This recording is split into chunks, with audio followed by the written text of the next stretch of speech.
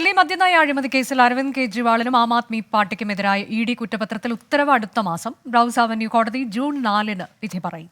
അച്യുതൻ വിവരങ്ങളുമായി. അച്യുതൻ, വിശദാംശങ്ങൾ. ഡൽഹി മദ്യനയ അഴിമതി കേസിൽ നേരത്തെ തന്നെ ഇഡി ഒരു അനുബന്ധ കുറ്റപത്രം വിചാരണ കോടതിയിൽ നൽകിയിരുന്നു. അതിൽ ആദ്യമായാണ് ഈ കേസിൽ ആം ആദ്മി പാർട്ടിയും അരവിന്ദ് കെജ്രിവാളിനെയും ഇഡി പ്രതി ചേർത്തത്. ഗുരുതര ആരോപണങ്ങളായിരുന്നു അന്ന് കുറ്റപത്രത്തിൽ ചൂണ്ടിക്കാട്ടിയത്. മുഖ്യ സൂത്രധാരൻ അരവിന്ദ് കെജ്രിവാളാണ്. ആം ആദ്മി പാർട്ടി ഈ അഴിമതി തുക കൈപ്പറ്റിയതായും അത് ഗോവയിലെ പ്രചരണങ്ങൾക്കടക്കം വിനിയോഗിച്ചതായുമാണ് ഈ കുറ്റപത്രത്തിൽ പരാമർശിച്ചത്. എന്തായാലും ആ കുറ്റപത്രത്തിൽ ഉത്തരവ് പറയാൻ ഇപ്പോൾ മാറ്റിയിരിക്കുകയാണ്. ജൂൺ 4-ന് ഈ കുറ്റപത്രം പൂർണ്ണമായി പരിശോധിച്ച ശേഷമായിരിക്കും റൌസ് അവന്യൂ കോടതി ഉത്തരവ് പറയുക.